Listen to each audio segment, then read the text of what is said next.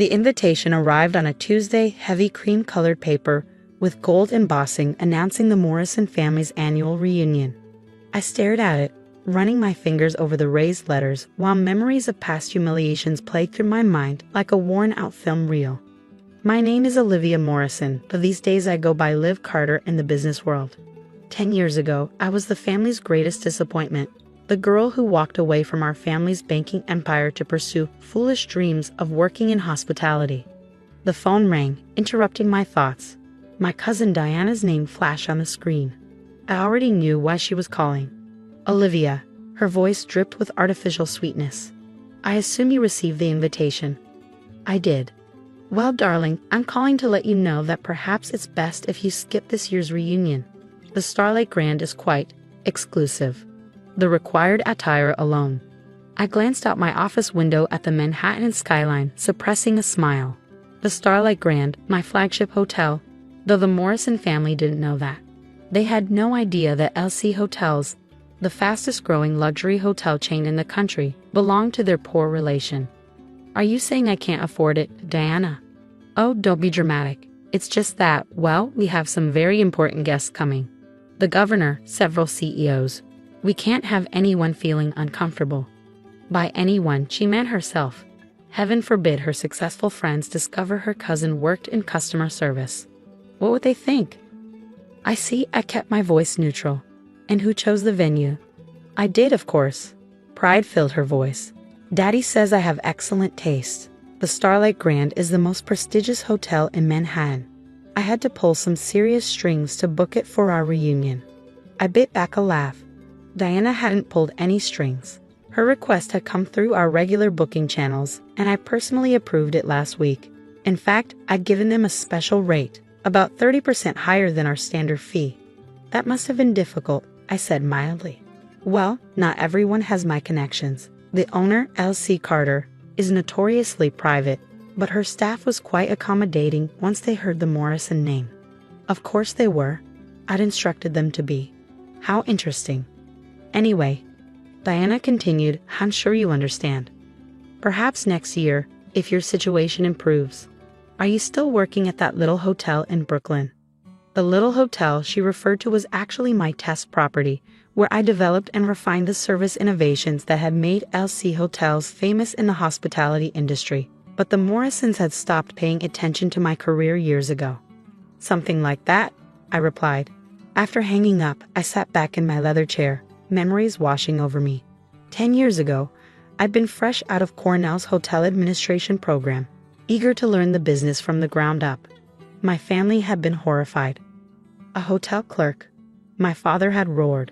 No daughter of mine will wear a name tag and carry luggage.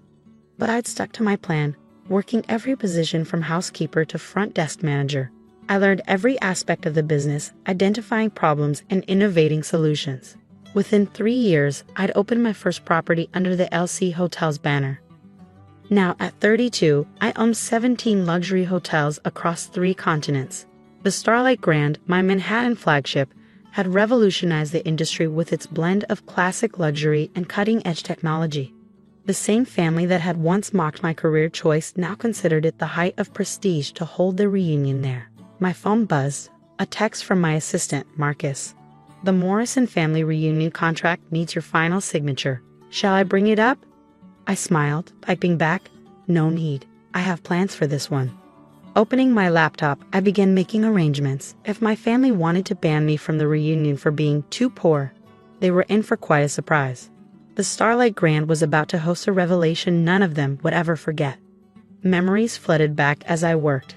Every snide comment, every dismissive glance, every family gathering where I was seated at the far end of the table, away from the successful relatives. Diana's wedding 3 years ago had been the worst. She'd seated me with the catering staff, telling everyone it was so I feel more comfortable with my own kind. The fact that I'd already owned 12 hotels by then didn't matter. They'd never bothered to look beyond their own assumptions. My sister Madeline had been the only one to stay in touch, though even she didn't know the full extent of my success. She called just as I was finalizing the arrangements. Liv, Diana called me. She said she had to uninvite you from the reunion. I'm so sorry. Don't be, I replied, signing the last document with a flourish. Actually, I have a favor to ask. Could you make sure everyone arrives exactly at 7 p.m.? It's important. Why? What are you planning? Let's just say Diana isn't the only one with connections at the Starlight Grand. The next 2 weeks passed in a blur of preparation. I personally supervised every detail, from the menu to the floral arrangements. The Morrison family wanted luxury. I would give them a show they'd never forget. The night before the reunion, I stood in the hotel's grand lobby, watching the staff polish every surface to a mirror shine. The crystal chandeliers sparkled overhead, and the marble floors gleamed like sheets of ice. Everything was perfect. Marcus appeared at my side, tablet in hand. All arrangements are in place. The new signage will be unveiled at exactly 7:15 p.m. tomorrow. Are you sure about this? I nodded, thinking of Diana's condescending phone call, of years of subtle and not-so-subtle humiliation. Absolutely sure. After all, it's not every day I get to welcome my family to my hotel. I smiled, imagining their faces when they realized the truth. Tomorrow would change everything, and I was ready. At precisely 6:45 p.m. on the evening of the reunion, I stood in my private office on the top floor of the Starlight Grand, watching the Morrison family arrive through the security feeds. They came in waves of designer clothes and expensive jewelry, each trying to outshine the other. Diana swept in wearing Valentino, directing staff like she owned the place. My father's Bentley pulled up to the valet station, followed by a stream of luxury cars carrying aunts, uncles, and cousins I hadn't seen in years. Everything's ready, Marcus said, adjusting his tablet. The staff knows their cues. Should I have security on standby? I shook my head. No need. The Morrisons care too much about appearances to make a scene in public. I smoothed down my custom-made suit, Armani, though they wouldn't expect me to know the difference. Let's give them time to settle in. Through the cameras, I watched my family members gather in the grand ballroom. Diana held court near the champagne fountain, loudly explaining how she pulled strings to secure the venue. My father stood with his business associates, probably discussing the latest banking merger. Even my distant cousins were there, all carefully positioned to show off their perceived status.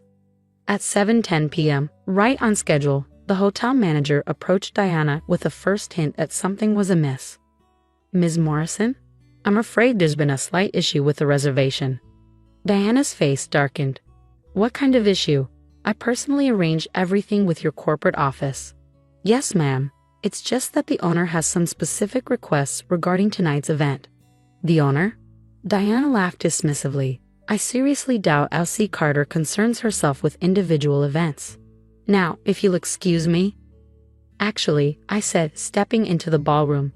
Elsie Carter concerns herself with quite a lot of things. The silence that fell over the room was absolute.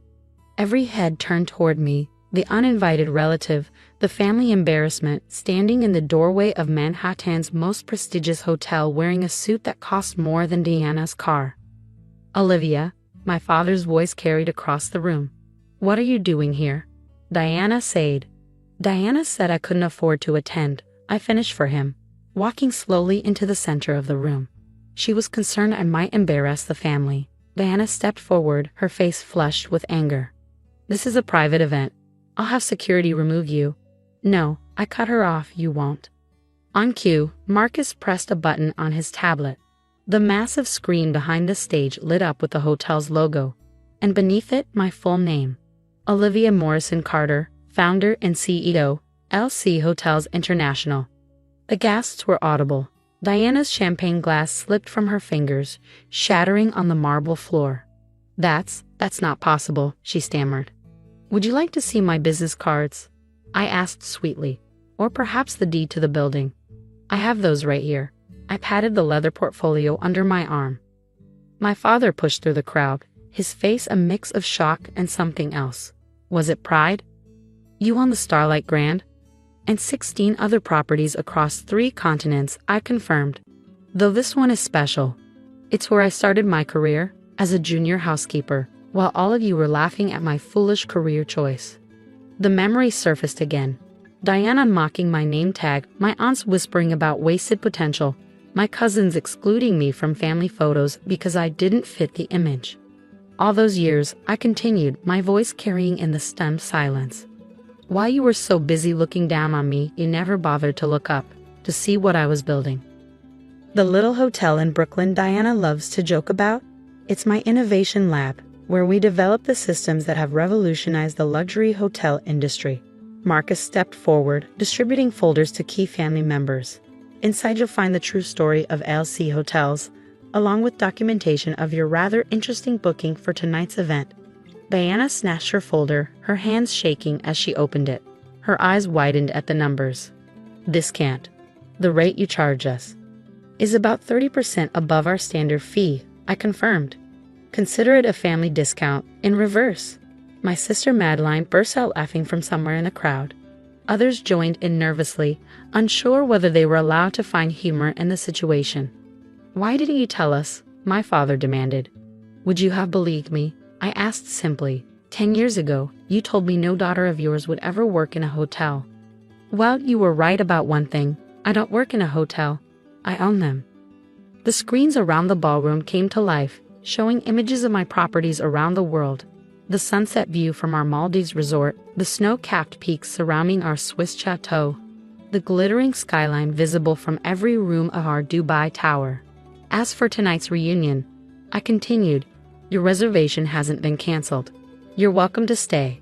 In fact, I've arranged a special tour of the property. I think it's time you saw what a career in customer service really looks like. Diana stepped forward, her composure cracking. Olivia, we never met. Yes, you did. I cut her off gently. You meant every snide comment, every exclusion, every moment of mockery. But that's okay, because while you were all so busy maintaining appearances, I was building something real. I turned to the assembled crowd, raising my voice slightly. Welcome to the Starlight Grand. My staff will show you to your upgraded suites, though I'm afraid Diana's room had to be downgraded due to a last-minute VIP booking. The irony wasn't lost on anyone. Diana's face flushed deep red as she realized she'd be staying in the same category of room she'd once mocked me for cleaning. As the family dispersed, guided by my impeccably trained staff, my father lingered behind. I was wrong, he said quietly, about everything. I studied him for a moment, seeing for the first time uncertainty in his eyes. Yes, you were. But would you like to know the best part about owning 17 hotels, Dad? He raised an eyebrow questioningly. I have 17 different presidential suites where you can stay while you figure out how to make things right. A small smile cracked his serious expression. Where did you learn to negotiate like that? Probably the same place I learned about hospitality, by starting at the bottom and working my way up. Something this family never understood. Later that night, after the tours were complete and the family had settled into their rooms, Diana's notably smaller than the others, I stood in my private penthouse looking out over the city. Marcus brought in the final numbers for the evening. Your family seems subdued, he observed. I laughed. Amazing what a little perspective can do. Did you see Diana's face when she realized her room doesn't have a city view? Are you going to tell them about the expansion? The new properties in Paris and Tokyo? I smiled, thinking of the contracts sitting on my desk. The Starlight Grand was just the beginning. Let's save something for next year's reunion. After all, every good hotelier knows the importance of repeat business. As the city lights twinkled below, I thought about the long journey from that first day as a housekeeper to this moment. Success wasn't about proving them wrong, it was about proving myself right. And sometimes the best revenge isn't served cold. It's served with a complimentary upgrade and a spectacular view. My phone buzzed with a text from Diana. Can we talk tomorrow? Please? I typed back a simple response. Of course. I believe your breakfast reservation is at 9 a.m. I own that restaurant too. Sometimes the greatest luxury isn't in the thread count of the sheets or the height of the ceiling. It's in the simple pleasure of finally being seen for who you really are. And as I looked out over my hotel empire, I knew that tomorrow would bring a new chapter in the Morrison family story. After all, every great hotel knows that the key to success isn't just in providing a room, it's in creating an experience they'll never forget.